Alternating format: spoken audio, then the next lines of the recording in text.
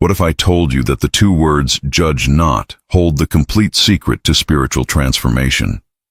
Not as a moral rule to follow, but as a mystical key that unlocks healing, abundance, and inner peace. Joel Goldsmith discovered this wasn't about being nice or tolerant. It was about understanding the very nature of God's universe and how we block divine flow through judgment. Most people think judging means criticizing others harshly, but Joel revealed something far deeper. Every time you label anything as good or bad, sick or healthy, rich or poor, you're actually separating yourself from spiritual reality. You're placing your human opinion above divine truth. And in that moment, you close the door to miracles. The mystical secret is this: judgment creates the very conditions you're judging. When you see someone as sick, you reinforce sickness in consciousness. When you see lack, you perpetuate lack. Joel taught that spiritual vision means looking through appearances to the divine reality behind everything. This isn't positive thinking. It's recognizing what already exists in God's perfect creation. Joel Goldsmith spent decades practicing this principle in his healing work. He would sit with people suffering terrible diseases, financial ruin, or emotional torment. But he trained himself never to accept the appearance as reality. He wouldn't see the person as sick or poor or troubled.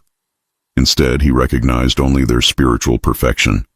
This takes tremendous spiritual discipline.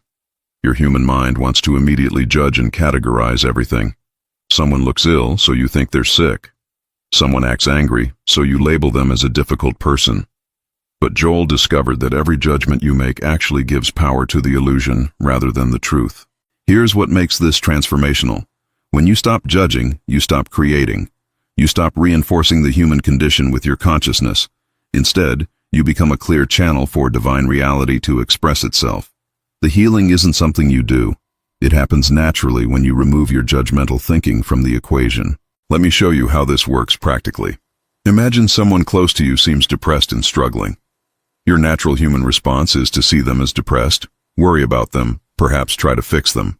But every thought that accepts their depression as real actually reinforces it in the invisible realm of consciousness. Joel's approach was radically different. He would recognize that God knows nothing of depression. In divine consciousness, this person is already perfect, whole, and filled with life. The appearance of depression is just that, an appearance, not ultimate reality. By refusing to judge it as real, you stop feeding it with your consciousness. This doesn't mean ignoring practical help or being uncompassionate. It means you help from a foundation of spiritual truth rather than acceptance of the problem as real. You see past the appearance to what's eternally true. And mysteriously, when one person holds this unjudging consciousness, it often precipitates healing in another. The reason this works goes to the heart of mystical Christianity. Joel understood that there's only one consciousness, one mind, which is God's mind. When you judge, you're operating from the illusion of separation, as if your human opinion matters more than divine reality. But when you release judgment, you align with the one consciousness. Think about Jesus saying, "Judge not," alongside his healings. He never accepted disease or lack as real. He saw through appearances to spiritual truth. When he said the blind man could see or the lame could walk, he wasn't changing reality. He was recognizing what was already true in God's perfect creation, and that recognition became visible. This is your power too. Not through trying hard or having great faith, but through the simple practice of withdrawing your judgmental consciousness from appearances. Every time you catch yourself judging anything or anyone, pause and ask what God knows about this. In that pause, transformation begins. Let me share what happened with a student named Andrew who applied this principle to his failing business. For months he'd been judging his situation constantly. Not enough customers, too much debt, competitors doing better. Each judgment felt true based on appearances, but each judgment also locked those conditions in place through his consciousness. When Andrew learned Joel's teaching, he began a radical practice. Every time fear arose about his business, instead of judging it as failing, he would stop and recognize, God knows nothing of failure. In divine reality, infinite supply flows constantly. The appearance of lack is an ultimate truth. He practiced this dozens of times daily for weeks. The shift didn't happen overnight, which is important to understand. For about 3 weeks, nothing changed externally. But Andrew noticed his inner state transforming. Less anxiety, more peace, even when circumstances looked the same. He was training his consciousness to stop reinforcing the problem through judgment. Then, almost mysteriously, things began shifting. A former client returned unexpectedly. A new opportunity appeared from nowhere. Within 2 months, his business had completely turned around. Not because he tried harder, but because he stopped judging and blocking divine flow with his limited human opinions. Another powerful example comes from a woman named Sophia dealing with a painful relationship. Her adult son had become distant and angry, barely speaking to her for over a year. Every time she thought of him, judgment flooded her mind. He's being unfair, he's holding grudges, he needs to change, our relationship is broken. Joel would say that every one of those judgments, even though they felt justified, was actually maintaining the separation. Each time Sophia judged the relationship as broken, she gave power to brokenness. Each time she saw her son as angry, she reinforced anger in consciousness. The judgments felt like observations, but they were actually creative acts. Sophia began practicing non-judgment rigorously. When thoughts of her son arose, instead of rehearsing the problems, she would recognize, in God's reality, love is the only presence. This relationship exists in divine perfection right now, regardless of appearances. The separation I see isn't ultimate truth. She did this for months, even when it felt pointless. Gradually, something shifted in the invisible realm. Her son called unexpectedly one evening. The conversation was brief, but warm. Over the following months, connection slowly restored. Sophia realized the healing didn't come from changing him or fixing the relationship. It came from her withdrawing judgment and allowing divine reality to be revealed. Here's what makes this practice so challenging yet so powerful. Every appearance in your life will tempt you to judge. Someone cuts you off in traffic, your body shows symptoms, your bank account looks insufficient, someone criticizes you. In each moment, judgment feels completely appropriate and true. But Joel discovered that spiritual mastery means recognizing that all these appearances exist in the human realm of effect, not in the divine realm of cause. When you judge them as real and powerful, you're actually creating more of the same conditions. You're using your consciousness to reinforce illusion rather than truth. This is why Jesus could walk through violent crowds untouched, why Joel could sit with terminal illness and see healing. They had trained their consciousness not to accept appearances as reality. They looked at the human scene without judging it as powerful or real, and therefore it had no power to harm or limit them. You have this same capability. It's not about denying practical reality or pretending problems don't exist in the human experience. It's about knowing that behind every appearance, divine perfection is the only truth.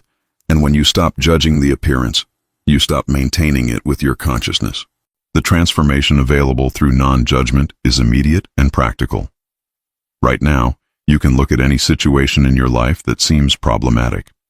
Instead of judging it as bad, lacking, sick, or wrong, pause and recognize what exists in God's consciousness. In divine reality, only perfection, wholeness, abundance, and harmony exist eternally. This practice will feel uncomfortable at first because your human mind is trained to judge everything constantly. You'll catch yourself judging dozens of times daily, but each time you notice and withdraw the judgment, you're opening a door for divine reality to flow through. You're removing your limited human consciousness from blocking miracles. Start with small things, traffic, weather, minor annoyances. Practice seeing them without judgment, recognizing that in God's universe, only perfection exists. As you develop this spiritual muscle with small situations, you'll find it becomes available for the larger challenges life presents. If this mystical key to transformation resonates with your soul, like this video to help others discover Joel Goldsmith's teachings, subscribe for more profound spiritual wisdom, and comment. Which judgment are you ready to release today?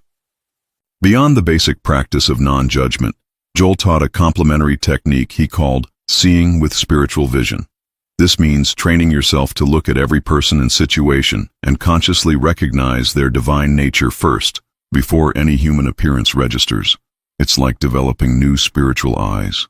When you meet someone, Your human senses immediately register age, appearance, mood, status. But spiritual vision means looking past all that to recognize this is God's perfect expression, right here, right now. The body I see is temporary, but the spiritual being is eternal and flawless. This isn't pretending or imagining. It's seeing what's actually true. Joel would practice this constantly throughout his day. Looking at people on the street, he would silently recognize their divine perfection.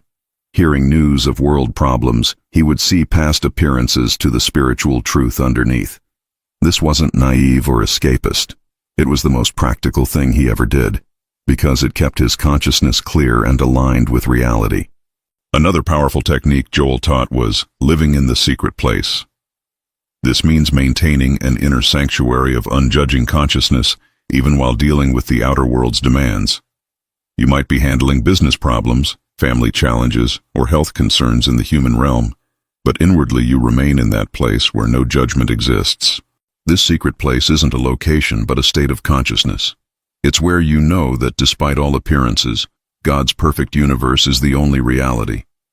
Problems may seem to exist in time and space, but in the eternal now of divine consciousness, only wholeness exists. You handle practical matters while anchored in spiritual truth. Joel described this as living in two worlds simultaneously. Your body moves through the human experience with its apparent problems and solutions, but your consciousness dwells in the realm where God's perfection is all that exists. The secret place protects you from being overwhelmed by appearances because you know they're not ultimate reality. Practice this by creating moments throughout your day where you consciously retreat into this inner sanctuary. Even 30 seconds of recognizing divine perfection behind all appearances will refresh your consciousness and prevent judgment from accumulating. Joel also taught what he called the practice of recognition. This is actively training your mind to recognize God's presence in everything before your human judgment can label it. Someone appears angry, and before you judge them as an angry person, you recognize God's peace is the only presence here. You feel physical discomfort, and before judging yourself as sick, you recognize God's perfection is my true nature. This recognition isn't affirmation or positive thinking. You're not trying to change anything or make something true. You're simply acknowledging what's already eternally true in divine consciousness. The practice is remembering rather than creating, recognizing rather than achieving. Start each morning with 5 minutes of recognition practice. Look at your day ahead and consciously recognize God's presence in every planned activity and interaction. This sets your consciousness in a non-judging state before you encounter situations that might tempt you to judge. The final complementary practice is what Joel called resting in is. Instead of thinking about how things should be or could be or will be, you rest in the eternal is of God's perfect presence. Right now, in this very moment, divine perfection is, not was, not will be, but is. Judgment always involves time. This was wrong, this should change, this will improve. But spiritual truth exists only in the eternal now. When you catch yourself judging any situation, shift immediately to is. What is true right now in God's consciousness? Perfection is, wholeness is, love is, supply is. You're not waiting for these to become true. You're recognizing they're true right now, regardless of appearances that suggest otherwise. This practice of resting in the eternal brings tremendous peace because you stop living in the mental torture of judging what was or what should be. You anchor in what eternally is, which never changes because it's divine reality itself. Practice this throughout your day. Pause, release judgment, and simply rest in the is of God's presence. Now let's address the challenges you'll face practicing non-judgment, because being realistic about obstacles is crucial for success. The first major challenge is that your mind has been judging automatically for decades. You've built powerful neural pathways that instantly categorize everything as good or bad, right or wrong. Breaking this pattern takes persistent effort. In your first weeks of practice, you might catch yourself judging and feel frustrated. I'm failing at non-judgment. I'm judging that I'm judging too much. This is completely normal. The key is not to judge your progress. Simply notice when judgment happens, release it without self-criticism, and gently return to spiritual vision. Progress is gradual. Expect to forget this practice completely for hours or even days at a time. Your habitual consciousness will reassert itself. When you realize you've been judging everything again, don't despair. Just begin again in that moment. Joel himself said spiritual practice is really about beginning again thousands of times. Another significant challenge is that other people will constantly invite you to judge with them. Someone complains about politics, and they expect you to agree with their judgments. Someone gossips about a mutual acquaintance, wanting you to join in judging that person. Social pressure to judge together is enormous in human relationships. Joel's advice was to maintain your non-judging consciousness silently without preaching to others or making them wrong for judging. You can listen compassionately without agreeing with judgments. You can acknowledge someone's feelings without confirming their negative assessments. You remain inwardly anchored in spiritual truth while being kind in human interaction. This takes social skill and wisdom. You're not announcing "I don't judge" in a superior way, which would itself be a judgment.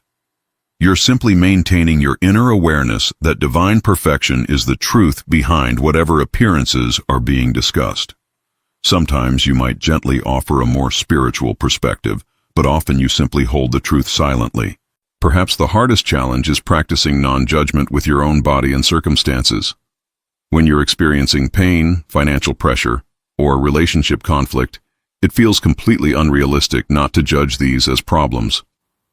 Your human self screams that these are real issues requiring real solutions, and non-judgment seems like dangerous denial. Joel understood this deeply. He taught that you absolutely handle practical matters in the human realm.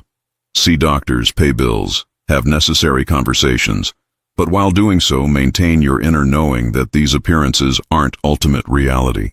You can take human action from a consciousness that doesn't accept the problem as permanently real. This is the middle path, neither denying practical needs nor accepting appearances as spiritual truth. You might take medicine while knowing that in God's reality, perfect health is already established. You might look for employment while recognizing that infinite supply is your true nature. The human action and spiritual knowing coexist without contradiction. The breakthrough comes when you realize that non-judgment isn't about perfecting your thoughts, but about catching yourself sooner when judgment happens. At first, you might judge for hours before noticing. Then you catch yourself after minutes. Eventually, you notice judgment arising and can release it immediately. This progressive awareness is the real transformation. Joel emphasized that even catching yourself judging 3 times a day instead of being lost in judgment constantly represents tremendous spiritual progress. You're developing a witness consciousness that can observe your judgmental thinking without being controlled by it. This witness is your spiritual self emerging. Be especially gentle with yourself around physical symptoms or financial concerns. These appearances have biological and social reality that makes them harder to see through. Start with easier things like traffic or weather. Build your non-judgment capacity, then gradually apply it to more challenging situations as your spiritual strength grows. If these challenge-breaking insights speak to your spiritual journey, like to support this transformative content, subscribe for advanced Joel Goldsmith teachings, and comment. Which obstacle feels most real in your practice right now? Let's explore how non-judgment transforms daily life at advanced levels. Consider someone like Vincent, who had practiced Joel's teachings for several years. He'd reached a point where he could catch judgment quickly in most situations. Then he faced his deepest test. His wife received a serious medical diagnosis that doctors said was terminal. Everything in Vincent wanted to judge this as catastrophic, real, and terrifying. The medical evidence seemed overwhelming. But years of practice had built his capacity to see beyond appearances. He sat with his wife and silently practiced. In God's consciousness, only life exists. This appearance of disease isn't ultimate truth. I will not judge this as real and powerful. This didn't mean denying medical reality or refusing treatment. His wife received excellent care, but Vincent maintained his unjudging consciousness throughout, never accepting the diagnosis as the final word.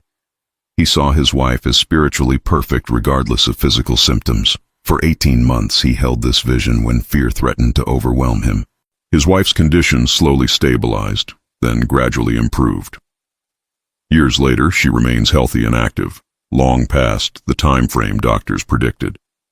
Vincent knows the healing came not from denying medicine, but from refusing to empower the appearance through judgment. His consciousness remained a clear channel for divine reality to manifest. Another advanced application involves someone like Olivia, who extended non-judgment to world events and collective consciousness. She noticed how much of her mental and emotional energy was consumed judging news, politics, social problems. Every judgment drained her spiritual vitality and contributed to collective fear rather than collective healing. Olivia began practicing what Joel called holding the world in spiritual vision. When seeing troubling news, instead of immediately judging it as terrible and real, she would recognize, behind all appearances, God's harmony is the only truth. This doesn't mean the human suffering isn't happening in time and space, but it isn't the deepest reality. This practice transformed her from anxious and overwhelmed to peaceful and genuinely helpful. She could engage with world problems from a consciousness of solution rather than amplifying problems through judgment. She discovered that one person holding unjudging consciousness contributes more to healing than thousands judging and worrying. Joel taught that this is how consciousness actually works. It's not individual, but collective. When you judge, you add to collective judgment. When you see with spiritual vision, you add light to collective consciousness. Your inner work has outer effects far beyond what you can measure. Let's look at how non-judgment transforms work and creative expression. Someone like Benjamin, an artist, discovered that all creative blocks came from judgment. He would judge his work as not good enough, judge himself as lacking talent, judge the art world as unfair. Each judgment contracted his creative flow. When Benjamin applied Joel's principle, he stopped judging his creative process entirely. He would create without labeling results as good or bad, successful or failed. He recognized that creativity flows from divine consciousness, and his job was simply to be a clear channel, not a critic. Judgment interrupts flow. Non-judgment allows it. This doesn't mean Benjamin stopped discerning quality or improving his craft, but he separated practical refinement from judgmental thinking. He could see that a piece needed more work without judging himself or the work as inadequate. The shift was subtle but transformative, from judgment that contracts to awareness that expands. His artistic output increased dramatically, and paradoxically, the quality improved precisely because he stopped judging quality. When you're not blocking creative flow with judgment, your natural gifts express more fully. This applies to any work. When you stop judging yourself and your performance, you actually perform better because consciousness flows freely. The most advanced application of non-judgment is what Joel called living in the fourth dimension. This means your consciousness dwells permanently in spiritual reality while your body functions in the three-dimensional world. You literally see two universes simultaneously, the appearing world of effects and the true world of divine cause. Someone living in this consciousness, like Joel in his later years, moves through daily life without judging anything as ultimately real except God's perfection. Challenges arise in the human experience, but they're handled from a consciousness that knows their temporary appearances, not permanent reality. This brings a peace that truly passes human understanding. This isn't achieved through effort, but through years of practice that gradually shift where your consciousness habitually dwells. You're not trying to live in the fourth dimension. You're removing the judgments that keep you locked in three-dimensional awareness. It's subtractive, not additive, releasing what blocks rather than acquiring something new. Joel described this as dying daily to the judgmental human self, so that your spiritual self, which never judges because it sees only truth, becomes your primary identity. This is the ultimate transformation available through the simple practice of judge not. It reveals your true nature as spiritual consciousness itself. Now we arrive at the total transformation that judge not brings when practiced consistently. You begin to live from what Joel called the infinite invisible, where your security comes not from visible circumstances but from invisible spiritual reality. Nothing in the appearing world can threaten you because you've stopped judging it as powerful. This doesn't mean you're detached or cold. Actually, you become more compassionate because you see people's struggles without judging them as victims of circumstances. You can help practically while knowing spiritually that their true nature is already perfect. This combination of human kindness and spiritual vision is what Joel called living the mystical life. Your entire relationship with life transforms. You're no longer constantly judging whether things are going well or poorly, whether you're succeeding or failing. You rest in the knowing that behind all appearances, divine perfection is unfolding exactly as it should. This brings profound peace even when the human experience includes challenges. The transformation extends to how you view your purpose and contribution. When you stop judging yourself and others, you naturally become a healing presence wherever you go. Your consciousness, clear of judgment, becomes a light that others feel even if they don't understand it. You don't have to do anything special. Your being itself becomes transformative. Joel lived this way in his later years. People would sit with him and feel their problems dissolve, not because he gave advice or tried to fix anything, but because his unjudging consciousness created a space where spiritual reality could be experienced. He proved that one person living in non-judgment does more good than thousands trying to improve the world from a judging consciousness. This can be your life too. Every moment you practice non-judgment, you're not just changing yourself. You're contributing to a shift in collective consciousness. You're demonstrating that there's another way to live, beyond the constant human habit of judging everything and everyone. You become what the world needs most, a clear space where divine reality can shine through. In practical terms, after months or years of practice, you'll notice you simply don't judge automatically anymore. Where once you had instant opinions about everything, now there's space. Where once you worried constantly, now there's an underlying peace. Where once you felt victimized by circumstances, now you know that your spiritual reality is untouchable by appearances. This doesn't mean you've perfected the practice. Even Joel said he had to begin again daily, catching himself when judgment arose. But the center of gravity in your consciousness shifts. You spend more time in spiritual awareness than in judgmental thinking. That shift is the transformation, gradual and genuine. Your relationships heal because you stop judging the people in your life as having problems they need to fix. Your health improves because you stop reinforcing symptoms through judgmental thinking. Your finances stabilize because you stop judging lack as real.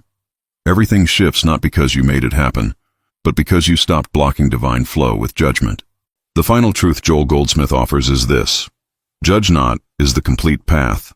You don't need anything else. These two words, properly understood and practiced, will take you from human consciousness to spiritual consciousness, from suffering to peace, from seeking to finding. The entire mystical life is contained in releasing judgment. Every spiritual teacher in history has pointed to this same truth in different words. Jesus said, "Judge not." Buddha taught non-attachment to views. Krishna spoke of seeing the self in all beings. They all recognize that judgment is what separates us from experiencing divine reality that's already present. Your practice from this moment forward is simple.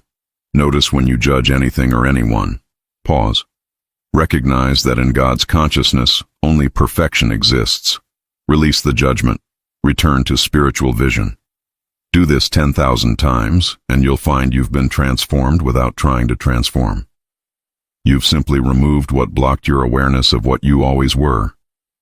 Spiritual consciousness itself, infinite and free. If your spiritual understanding has expanded through these Joel Goldsmith secrets, like this video to share this transformation, subscribe for more mystical teachings that actually work, and comment, "I am transformed," to affirm your commitment to living without judgment.